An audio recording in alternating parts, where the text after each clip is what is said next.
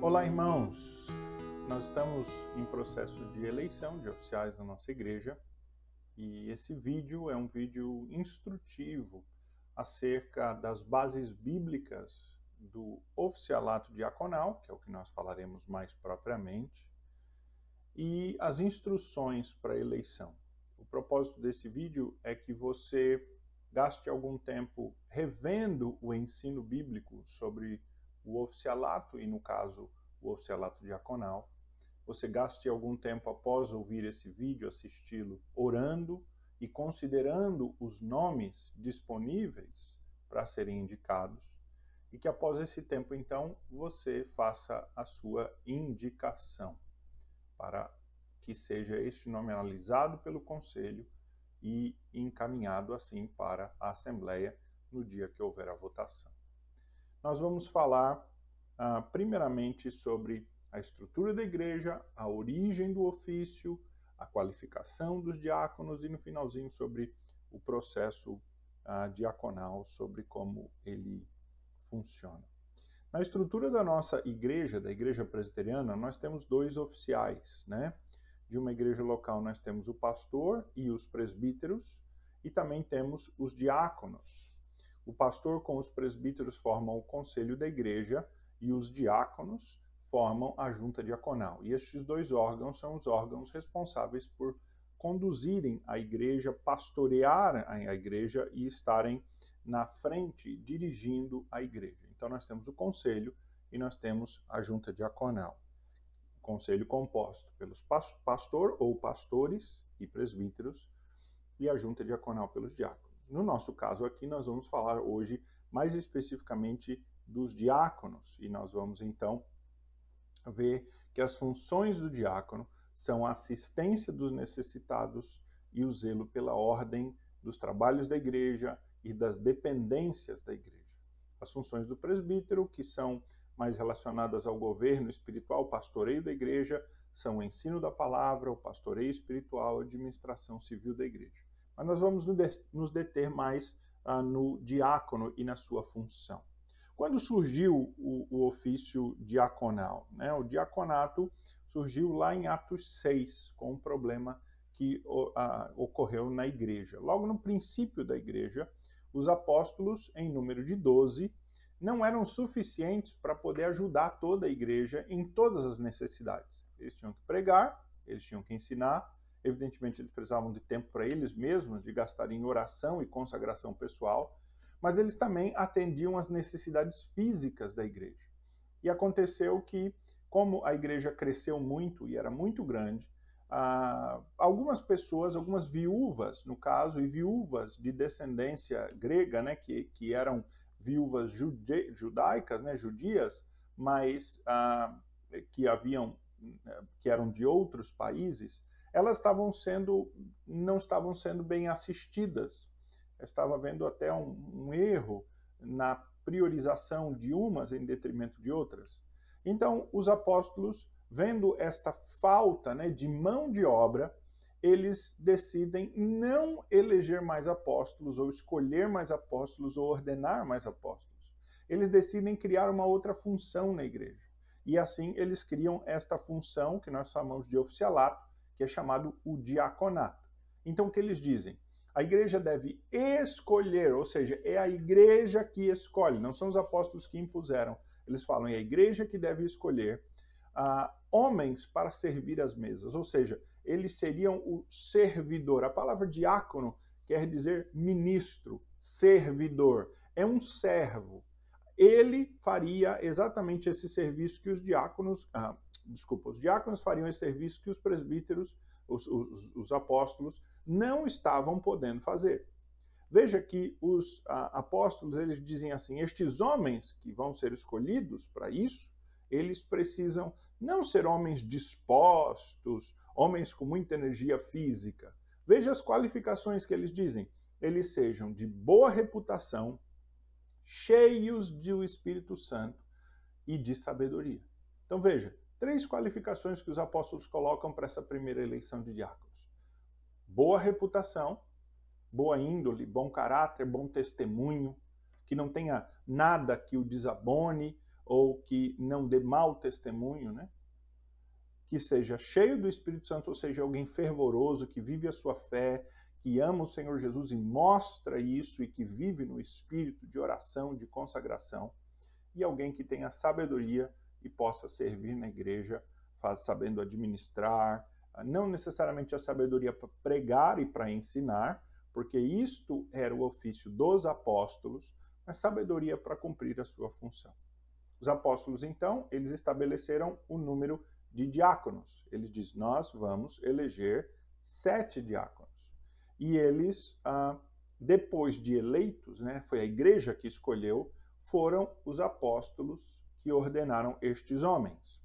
Os 7 diáconos que foram eleitos lá em Atos são Estevão, Filipe, Prócoro, Nicanor, Timão, Pármenas e Nicolau. Um grupo bastante eclético aqui, alguns nomes judaicos, outros nomes helenistas, para que eles pudessem atender toda a igreja. O que é surpreendente aqui é que são 7 diáconos para cerca de 5.000 pessoas, que é o número que a igreja tinha nessa época, talvez até mais.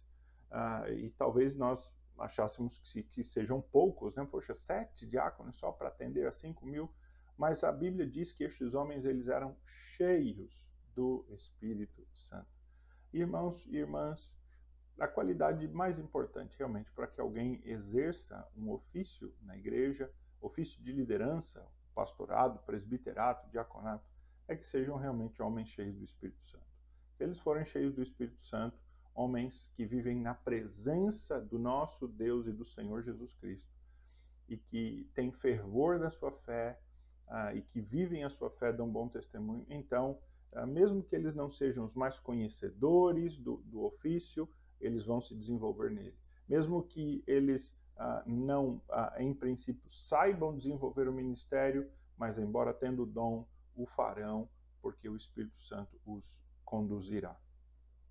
Assim, então, os diáconos, eles foram eleitos para assistir os necessitados, né? Assistir os necessitados e para zelar pela ordem dos trabalhos da igreja. Então, esta é a função do diácono, é uma função mais relacionada à assistência material, é cuidar dos necessitados na igreja, ver as necessidades físicas e zelar pelas coisas da igreja. No nosso caso, zelar pelo prédio, pelos nossos equipamentos, zelar também pela o conserto, o reparo, a manutenção, abrir a igreja para os trabalhos, fechar a igreja para os trabalhos, amparar o pastor em qualquer assistência que ele precise relacionada a tudo isso, e junto ao pastor poder assistir os necessitados, os irmãos. Esta é a função diaconal e este é o propósito diaconal. Quais são as qualificações do diácono? O apóstolo Paulo estabelece lá em 1 Timóteo 3, versículos 8 a 13, ele estabelece aí 7 qualificações, talvez poderíamos falar em mais, mas 7 qualificações. Veja, como precisa ser alguém para ser um diácono. Veja que lá em Atos 6, eles escolheram homens de boa reputação, cheios do Espírito Santo e de sabedoria, né? 3 qualificações. Aqui, Paulo, vamos dizer assim, desdobra aquelas 3 qualificações em 7. Veja então o que diz o apóstolo. Ele diz que eles precisam ser honestos, não de língua dobre, ou seja, não pode ser linguarudo, falador, né? Não pode ser alguém que maledicente, tem que ser alguém que controla a sua língua, porque o diácono vai ter contato com muita gente.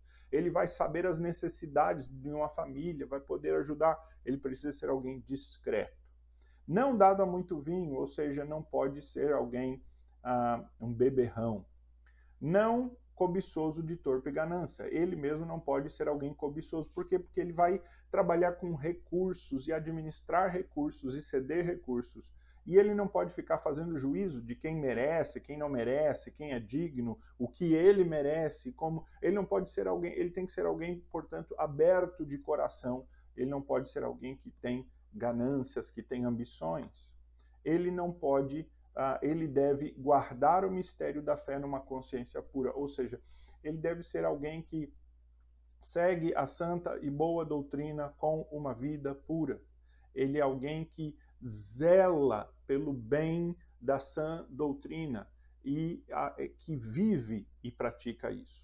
Paulo então vai colocar outras coisas circunstanciais, vamos dizer, mas também importantes, que eles sejam primeiro provados, né? Sejam gente provada, ou seja, não é crente novo na fé, e por isso que na nossa igreja você tem que ter pelo menos um ano inteiro de membresia, e talvez isso ainda seja pouco, mas é preciso que seja alguém que tenha experiência na fé, não seja um neófito, não seja alguém muito novo na fé, e que, se casado, então, a sua esposa seja honesta, não maldizente, sóbria e fiel. Ou seja, que a sua esposa seja aquela que vai enriquecê-lo e, de certo modo, participar no seu ministério, porque, de fato, a esposa participa muito. E se uma esposa não apoia o seu marido no ministério, o ministério será muito difícil e este irmão, ele talvez não servirá a contento, não servirá à necessidade da igreja. É muito importante o apoio da esposa. Não só apoiando o marido a ser o diácono, mas ela mesma vivendo desta vida honesta, sóbria, não maldizente, né? Que é reclamar, que é falar demais, achar ruim algumas coisas, porque o ministério em todos os níveis, né? Pastoral, presbiteral, diaconal, é muito difícil, é muito duro, é muito sacrifício. E é preciso que ela não vá assim se lamentar, mas ela seja feliz de ter um marido que serve e ela seja fiel. O apóstolo Paulo completa então outras duas qualificações, que então este casado seja marido de uma só mulher. Eu acredito que o apóstolo Paulo aqui esteja falando de poligamia, o que era comum no mundo antigo. Alguns acham que o apóstolo Paulo está falando aqui de divórcio, ou seja, que nunca tenha se divorciado. Não é a minha posição. Acredito que ele está falando de poligamia, porque alguns que tinham, né, múltiplas esposas, o que era costume de algumas culturas, poderiam não dar um bom exemplo nesse caso, uma vez que entendemos que realmente o desejo do Senhor é que cada um tenha a sua própria mulher, e uma única, e sejam uma só carne. Sétimo, que governe bem a sua casa, ou seja, que ao olhar para os filhos deles, nós vemos filhos que os obedecem, que os respeitem e que a sua casa seja bem administrada. Ele não pode ser um homem desorganizado necessariamente, alguém que, né, não cuida bem da sua vida pessoal, das suas finanças, do seu testemunho, alguém que leva a sua vida desordenadamente, cujos filhos vivem como querem. Precisa ser um homem que que dá um testemunho também no seu lar e que vive a sua fé no seu lar.